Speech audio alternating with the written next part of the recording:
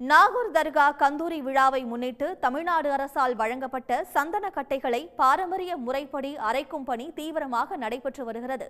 நாகப்பட்டினம் மாவட்டம் நாகூரில் அமைந்துள்ள உலக புகழ்பெற்ற நாகூர் தர்காவின் 467வது கந்தூரி விழா கடந்த 14ஆம் தேதி கொடியேற்றத்துடன் தொடங்கியது.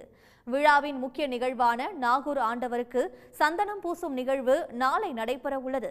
இதற்காக தமிழ்நாடு அரசு சார்பில் 45 கிலோ எடையுள்ள சந்தன மர கட்டைகள் வழங்கப்பட்டுள்ளன.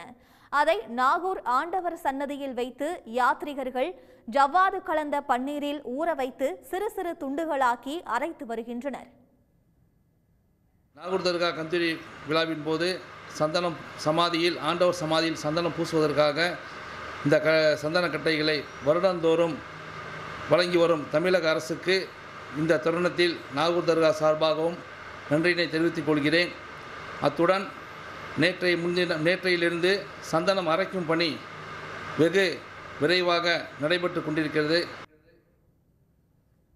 அரைக்கப்பட்ட சந்தனம் குடங்களில் நிரப்பப்பட்டு நாகை முஸ்லிம் ஜமாத்தார்களிடம் ஒப்படைக்கப்படும். பின் நாகை யா ஹுசைன் பள்ளிவாசலிலிருந்து சந்தனக்கூடு ஊர்வலம் புறப்பட்டு அதிகாலை நாகூர் வந்தடையும்.